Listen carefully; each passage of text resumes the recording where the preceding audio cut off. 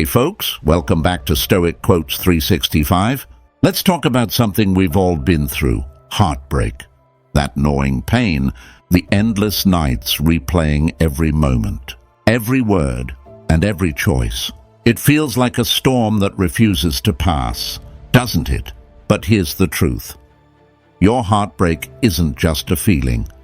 It's your mind and heart navigating a change you never wanted, a reality you didn't choose. And right now, it feels overwhelming, like it's taking over every part of your life. But what if I told you there's a way to transform that pain into something powerful? That heartbreak doesn't have to be your forever. When someone distances themselves, rejects you, or leaves you feeling abandoned, it's not just about them walking away. It's about the life you thought you'd share that's now gone, the dreams you built, the future you imagined. It's all been replaced by uncertainty, and that's terrifying. But the pain you're feeling isn't permanent. It's a signal, a call to action, to turn inward and rediscover the strength you've always had within you. Heartbreak is universal. It doesn't discriminate. Whether it's losing someone you love deeply, facing rejection, or even grieving a life you never had, the hurt is real. But here's the thing, you're not broken. You don't have a broken mind or a broken heart. What you have is a heart that's calling for attention, for healing, for care. And today, we're going to explore how to answer that call. In this video, we'll dive deep into the storm you're facing, the emotions swirling inside you, and the ways you can navigate through them. Together, we'll uncover the hidden layers of anger, grief, and self-criticism that keep you stuck. We'll talk about the healing power of self-compassion, how to reframe your heartbreak as a new beginning, and what it means to truly let go of what was never meant to be. But this isn't just about managing pain, it's about transforming it. It's about learning how to stop running from the storm and start facing it head-on. Because when you do, you'll discover that the storm doesn't last forever. It passes. And on the other side is a stronger, wiser version of yourself. So, if you've been carrying the weight of heartbreak, wondering if it'll ever get better, stick around. This journey is for you. And before we dive in, let me ask you this. What's one thing you'd tell your past self about heartbreak? Drop it in the comments below. I'd love to hear your thoughts. If you're ready to reclaim your strength and transform your pain, don't forget to hit that subscribe button. Together, we'll face the storm and come out stronger on the other side. Let's get started. Number 1, why your pain feels so overwhelming. All right, folks, let's dive straight into something that many of us have felt, but might struggle to fully understand. Why heartbreak feels so overwhelming. It's as if the weight of the world has landed squarely on your chest, and no matter how much you try, it seems impossible to shake off. But here's the thing, you're not alone, and what you're feeling is completely valid. Pain, especially emotional pain, is tricky. When someone breaks our heart, it's not just the person we lose. It's the future we had envisioned with them. It's the late-night conversations, the plans for tomorrow, and even the small, seemingly insignificant rituals that made us feel connected. All of that is suddenly ripped away, leaving a void so big it can feel like it's swallowing you whole. But why does it hurt so much? The answer lies in how our minds and bodies are wired. Human beings are inherently social creatures. Our brains are designed to form connections. And when those connections are severed, it's like an alarm going off inside of us. Your brain is signaling, something's wrong, fix this. But heartbreak is not something you can fix overnight. This is where it gets overwhelming. Your mind and body are fighting to restore something that's no longer there. You're grappling with a situation you didn't choose. And that lack of control can amplify your feelings of pain. And let's not forget the role of our memories. You might find yourself replaying every moment, every word, and every look you shared with this person. The happy memories feel bittersweet, while the painful ones feel sharper than ever. It's almost as if your mind is working against you, making sure you can't escape the hurt. But in reality, this is your brain's way of trying to make sense of the loss. It's searching for answers, even if those answers don't exist. But here's something to keep in mind. Your pain is valid. There's no right or wrong way to feel heartbreak. Maybe you've been told it wasn't even a long relationship, or you'll get over it soon. But let me tell you something. Pain is not measured by the length of time you were together. It's about the depth of your feelings and the dreams you built around that connection. So if anyone has ever made you feel like you're overreacting, let me remind you that your pain is real, and it deserves to be acknowledged. Now, let's talk about why heartbreak feels so different from other types of pain. Unlike physical pain, which often has a clear source and a predictable timeline for healing, emotional pain is messy. It's unpredictable. One moment, you might feel okay, thinking, I'm starting to move on. Then, out of nowhere, a song, a scent, or even a passing thought can send you spiraling back into the depths of sadness. This back and forth can make you feel like you're not making progress, even when you are. But here's the truth. Folks, healing is not a straight line. It's a journey with ups and downs, and every step forward, no matter how small, is still progress.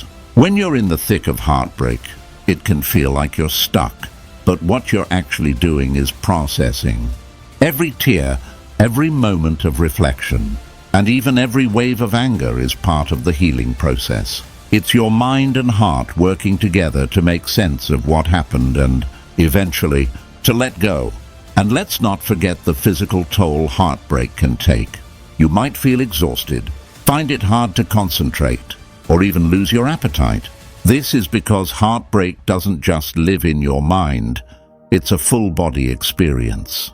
Your brain is releasing stress hormones, your nervous system is on high alert, and your body is responding as if you're in danger. This is why it's so important to take care of yourself during this time. Sleep, eat, move your body. These might sound like small things, but they're essential steps in helping your mind and body recover. So, what can you do right now to start easing the overwhelm? First, give yourself permission to feel. Don't try to suppress your emotions or convince yourself that you should be over it by now. Healing takes time, and the more you allow yourself to feel, the faster you'll move through the pain. Second, reach out to someone you trust, a friend, a family member, or even a therapist. Talking about your feelings can lighten the burden and remind you that you're not alone. And finally, remind yourself that this pain, as intense as it is right now, is temporary. It won't last forever. Let me ask you, folks, what's the one thing you've done for yourself during heartbreak that has brought you even a little bit of comfort? Share it in the comments below. Your words might just help someone else who's feeling the same way. And stick around because we're just getting started. In the next section, we're going to tackle the storm inside you and why facing it head-on is the key to moving forward. Don't go anywhere. You won't want to miss this. Number 2, the storm inside you. Face it to move forward. All right, folks, let's talk about something we all know too well. The storm brewing inside us after heartbreak. You know the feeling, don't you? It's that constant swirl of emotions, the sleepless nights, and the overwhelming urge to make sense of it all. But here's the thing, facing this storm head-on is the only way to move forward. When someone distances themselves from us or chooses to walk away, it creates chaos in our minds. Our brains become like a hurricane, spiraling with questions. Why did this happen? What did I do wrong? Could I have prevented this? It's a relentless cycle, and if we're not careful, we end up stuck in the eye of the storm, unable to see a way out. Let's pause here for a second and talk about why this storm feels so unmanageable. At its core, heartbreak taps into our most primal fear, the fear of abandonment. It's hardwired into us as humans. Thousands of years ago, being left behind by our tribe was a death sentence, and that instinct still lingers today. So, when someone we care about walks away, it feels like a threat to our very survival. But here's the kicker, folks. This storm isn't just emotional, it's physical too. Studies show that heartbreak activates the same part of the brain that processes physical pain. That's why it can feel like your chest is tight, your stomach is in knots, or your body is just drained of energy. This isn't just in your head. Your body is reacting to the loss as if it's been physically wounded. Now, here's where things get interesting. Most of us instinctively avoid storms, don't we? When we see dark clouds forming, our first reaction is to run, to escape the rain. But here's the truth. Running from this emotional storm only prolongs the pain. Think about it. How many times have you tried to distract yourself with work, friends, or even mindless scrolling on social media, only to find the storm waiting for you as soon as the distractions fade? Facing the storm means sitting with those uncomfortable feelings. It means allowing yourself to feel the sadness, the anger, and even the fear. It's not about wallowing, it's about acknowledging what you're going through. The more you avoid these emotions, the more power they have over you. But when you face them, you start to take back control. Here's a way to think about it. Imagine you're walking through a dark tunnel. The storm is raging all around you, and it feels endless. But you keep walking, because you know there's light at the end. Facing the storm is like that. It's messy and uncomfortable, but the only way out is through. Let me share something you can try. The next time you feel the storm taking over, pause and breathe. Yes, it sounds simple, but it works. Close your eyes and take a deep breath in through your nose. Hold it for a few seconds, and exhale slowly through your mouth. Focus on the physical sensation of your breath. It's a way to anchor yourself amidst the chaos. After that, try journaling. Write down everything that's swirling in your mind. Don't worry about grammar or making sense. Just let it flow. Putting your thoughts on paper can help you process them and gain clarity. It's like clearing the fog in your mind so you can see the path forward. And remember, folks, you don't have to do this alone. Talking to someone you trust, whether it's a friend, family member, or therapist, can make a world of difference. Sharing your storm with someone else doesn't make you weak. It makes you brave. It takes courage to say, I'm struggling, and I need help. As we wrap up this part, let me leave you with this thought. The storm inside you isn't a sign of weakness. It's a sign that you care deeply.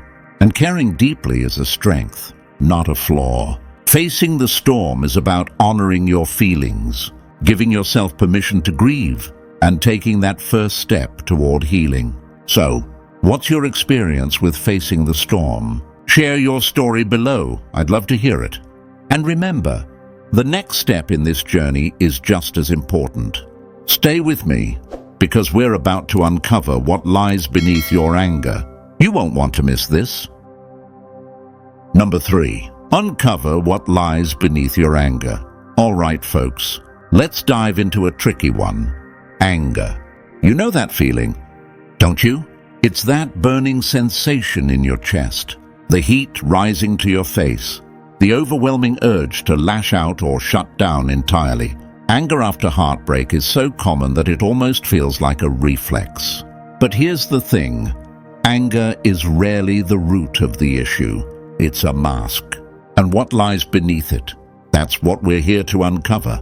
Let's talk about why anger shows up so powerfully in the first place. At its core, anger is a defense mechanism. It's your brain's way of protecting you from deeper, more painful emotions. Think about it. When someone hurts you, it's easier to feel angry than it is to feel sadness. betrayal, or vulnerability, anger gives you a sense of control, a feeling of power in a moment when you feel powerless. But while anger might feel protective in the short term, it can also keep you stuck if you don't address what's underneath it. So, what's beneath your anger? Most of the time, it's pain. Pain from rejection, from feeling unworthy, or from losing someone you thought would always be there. It's the grief of realizing that the future you imagined with someone is no longer an option. Anger is the bodyguard for this pain, standing tall and imposing so you don't have to confront what's behind it. But here's where things get interesting. Uncovering what's beneath your anger can be a transformative experience. When you peel back the layers, you might find sadness, disappointment, or even fear. And while those emotions can be uncomfortable, they're also honest. They're real, and acknowledging them is the first step toward healing. Let me share a story to illustrate this. Imagine you've been ghosted by someone you were starting to care about. At first, you might feel furious. How dare they disappear without a word? But if you dig deeper, that anger might reveal something else.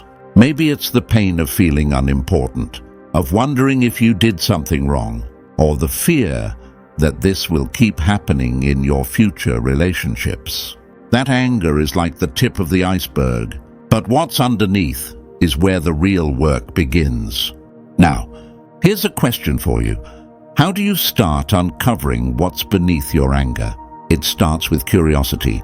Instead of pushing your anger away or letting it take over, try sitting with it. Ask yourself, why do I feel this way? What am I protecting myself from? It's not always easy, and it might take time. But being curious about your emotions can lead to breakthroughs. Another tool you can use is journaling. When you're feeling angry, grab a notebook and start writing. Don't censor yourself. Just let the words flow. Write down everything you're feeling, even if it seems irrational or petty. Once you've gotten it all out, take a step back and look at what you've written.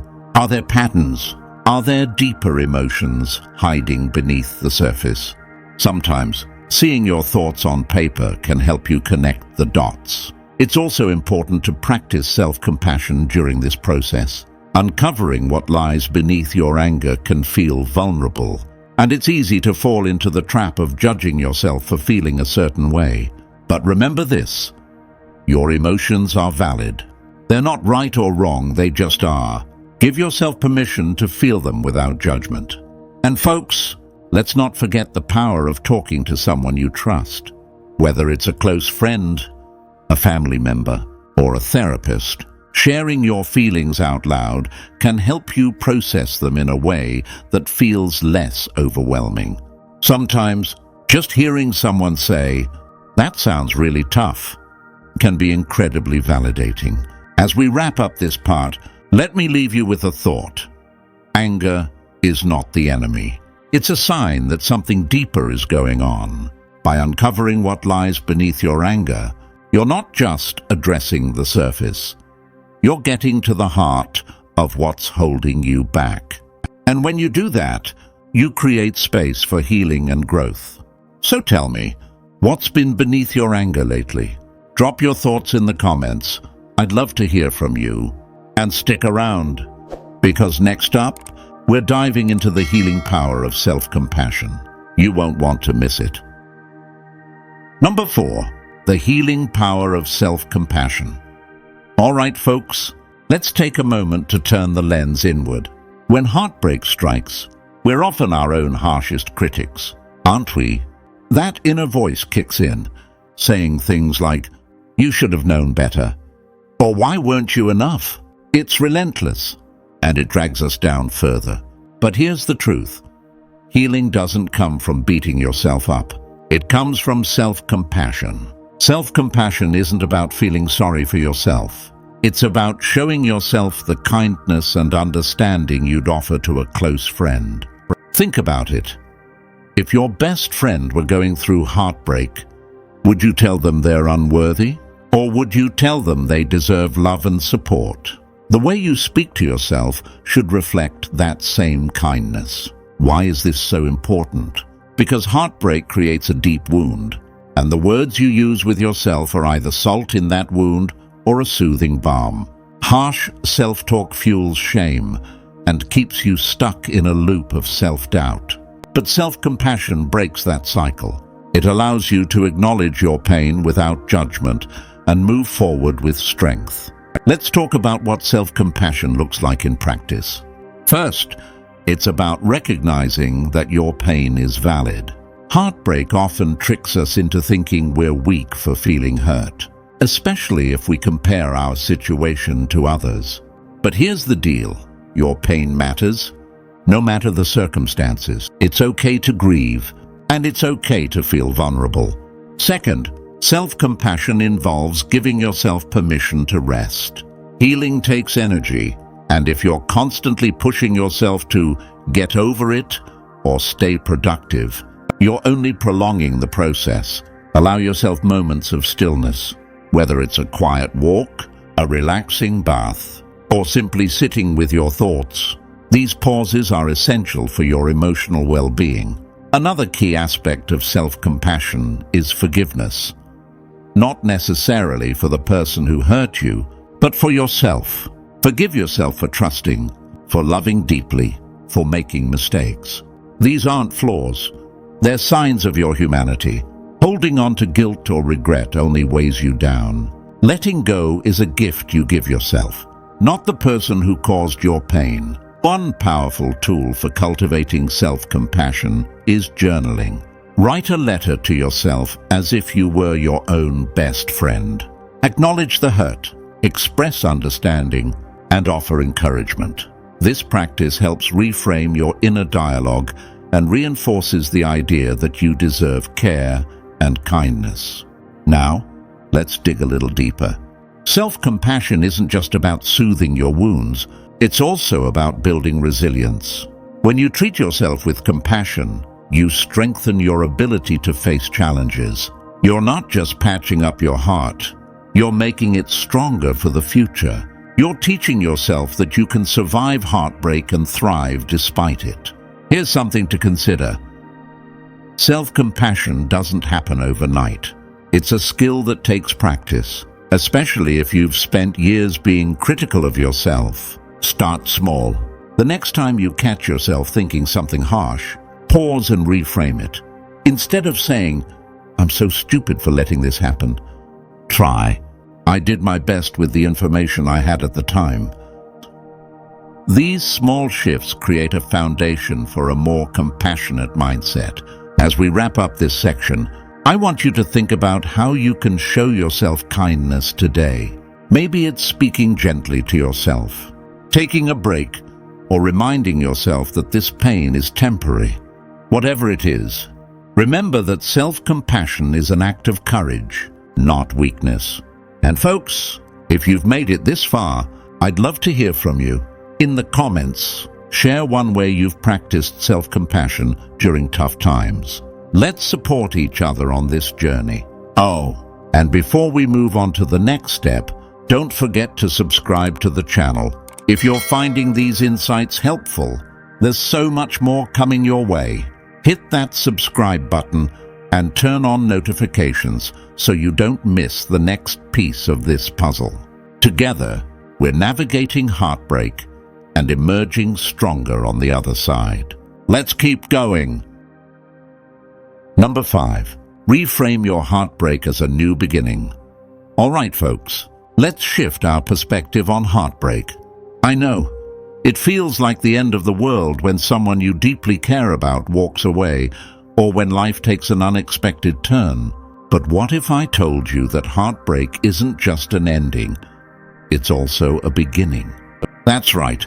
Every ending opens the door to something new. It's not just a cliche. It's the truth we often overlook when we're lost in pain. Think about it this way. Heartbreak forces us to pause and reevaluate.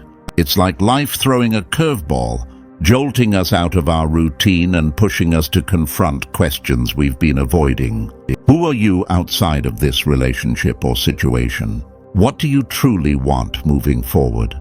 These are powerful questions, and heartbreak gives you the opportunity to answer them. Now, I'm not saying it's easy. Let's be real, it's tough. When someone you love leaves, it feels like a piece of your identity has been ripped away. But here's the catch. That piece doesn't define you. You are so much more than that relationship, and this is your chance to rediscover yourself. Let's dive into how you can start reframing your heartbreak.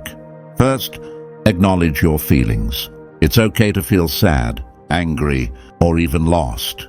But instead of staying stuck in those emotions, use them as fuel for growth. Ask yourself, what lessons can I learn from this experience? Maybe you've realized the importance of setting boundaries, or maybe you've uncovered patterns in your past relationships that you want to change. Here's a practical exercise for you. Grab a pen and paper and write down 3 things this heartbreak has taught you. These lessons don't have to be profound. They just have to be real. Maybe you've learned how strong you are, or how much you value your independence. Whatever they are, these lessons are stepping stones toward your new beginning. Now, let's talk about taking action. Reframing heartbreak isn't just about changing your mindset. It's about making changes in your life. Start small. Pick up a hobby you've always wanted to try. Join a new class, explore a new place, or reconnect with friends you've lost touch with. These small steps remind you that life is full of possibilities beyond this heartbreak. One powerful way to reframe your heartbreak is to focus on gratitude. I know it sounds counterintuitive. How can you be grateful when you're in pain? But here's the thing. Gratitude shifts your focus from what you've lost to what you still have. Maybe you're grateful for the support of your friends or the lessons you've learned through this experience. Gratitude doesn't erase the pain, but it does help you see the bigger picture. Another key element is self-compassion. Treat yourself the way you would treat a close friend who's going through a tough time. Be kind to yourself, folks. Celebrate your progress, no matter how small it feels. Remember, healing isn't linear. It's a journey with ups and downs, and that's okay. And don't forget to dream. Heartbreak often crushes our vision for the future, but it's also an opportunity to create a new one. What does your ideal life look like? What kind of relationships do you want moving forward? Take some time to visualize this new chapter and start taking steps toward it. The beauty of a blank slate is that you get to decide what to fill it with. Let me leave you with this thought. Reframing heartbreak as a new beginning isn't about ignoring the pain. It's about using that pain as a catalyst for growth. It's about recognizing that every setback is also a setup for a comeback. You've got this, folks. Now, here's a question for you. What's one thing you've gained from heartbreak? Share it in the comments. I'd love to hear your thoughts. And if you're ready to dive deeper into this journey, stay tuned for the next part, where we'll explore how to let go of what never was. You won't want to miss it. Number 6, learn to let go of what never was all right, folks. Let's get real for a moment. Letting go is hard enough. But what about letting go of something that never truly existed? It sounds strange, doesn't it? Yet, so many of us hold on to the idea of a relationship, a dream, or a future that was never really ours to begin with. And the hardest part? Accepting that we've been clinging to a fantasy when we experience heartbreak. It's not just the loss of a person or a relationship. It's the loss of what we thought it could be. The romantic vacations that never happened. The future family dinners that were never real. The perfect partner who existed only in our minds. These aren't just ideas. They're emotional investments, and letting go of them can feel like losing a part of ourselves. But here's the truth. Holding on to something that never was is like trying to keep sand from slipping through your fingers. The tighter you grip, the more it escapes. The first step in letting go is recognizing what you're holding on to. Is it the idea that this person would magically change, that they'd finally meet your needs? Or maybe it's the belief that if you'd done something differently, things would have worked out. Whatever it is, you need to name it. Once you've identified what you're clinging to, ask yourself, was it ever real? This can be a painful question because it forces us to confront the difference between reality and illusion. But it's also freeing. By acknowledging the fantasy, you start to see it for what it truly is, a creation of your mind, not a reflection of reality. Now, let's talk about why we struggle to let go. One big reason is fear. We fear that if we let go of the fantasy, we're left with nothing. That the dream we cherished, no matter how unrealistic, gave us comfort, hope, or a sense of purpose. But holding on to an illusion doesn't make it real. It just keeps us stuck. And folks, staying stuck is no way to live. Instead, I want you to think about what letting go really means. It's not about erasing memories or pretending you never cared. It's about releasing the grip that fantasy has over your life. Letting go doesn't mean forgetting. It means choosing to stop investing energy into something that isn't serving you. Here's a practical exercise to try.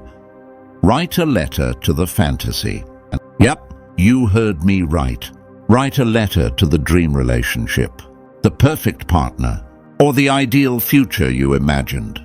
Pour out everything, your hopes, your disappointments, your gratitude, and your sorrow. Then, at the end of the letter, say goodbye.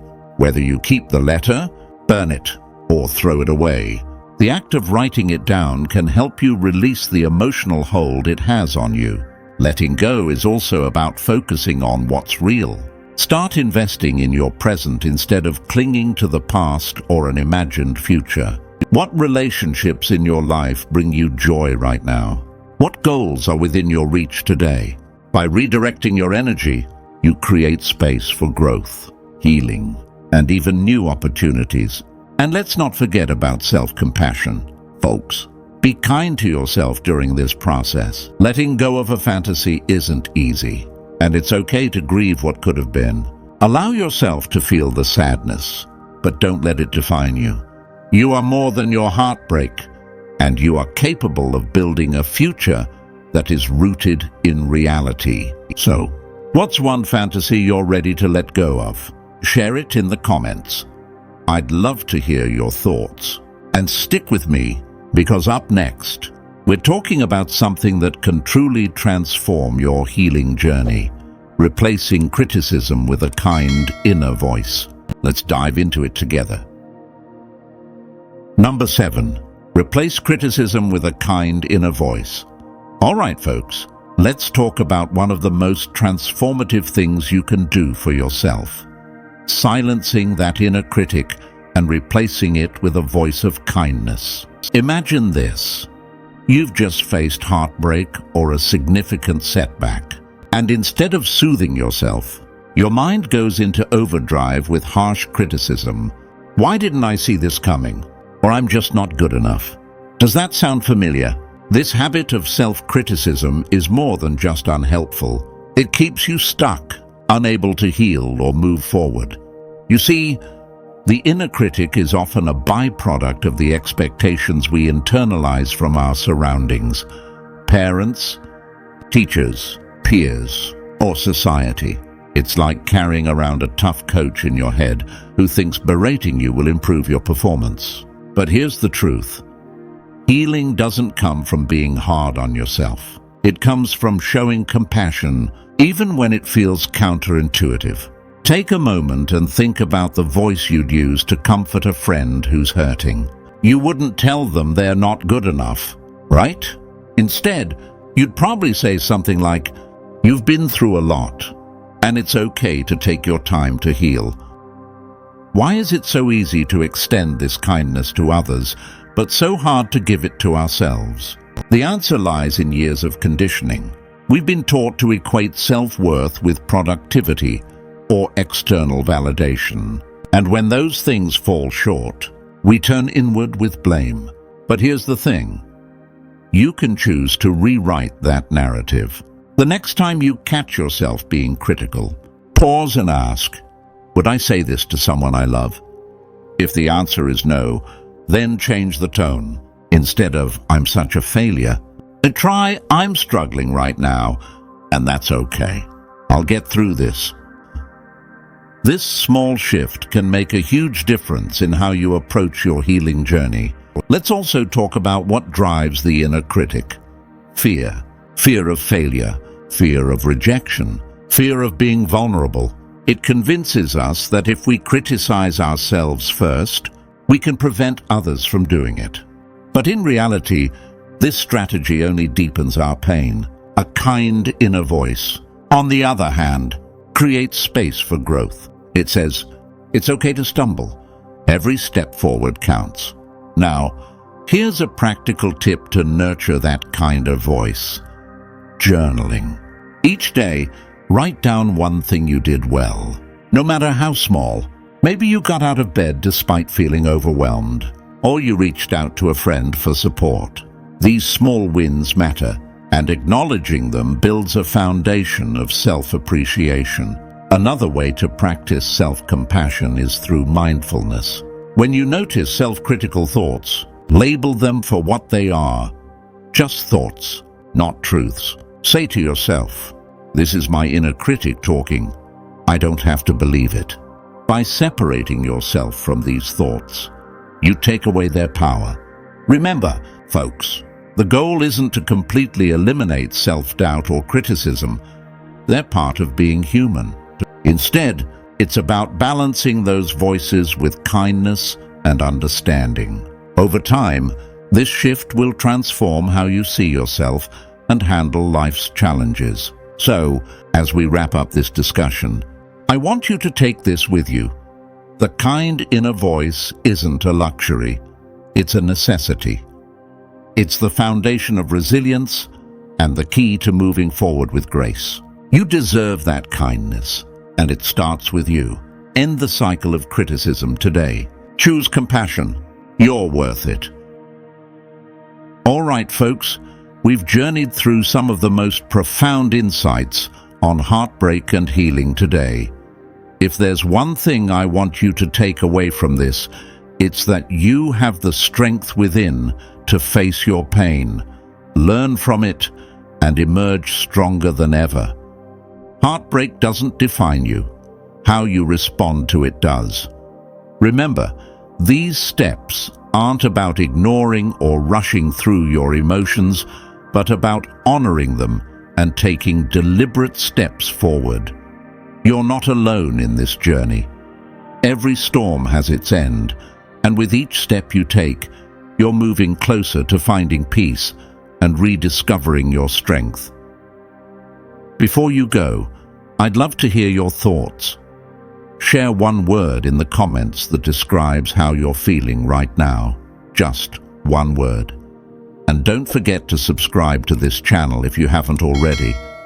There's so much more we'll explore together, and I'd love for you to be part of it. Until next time, take care of yourself. Face those storms head on, and remember, you've got this. See you in the next video.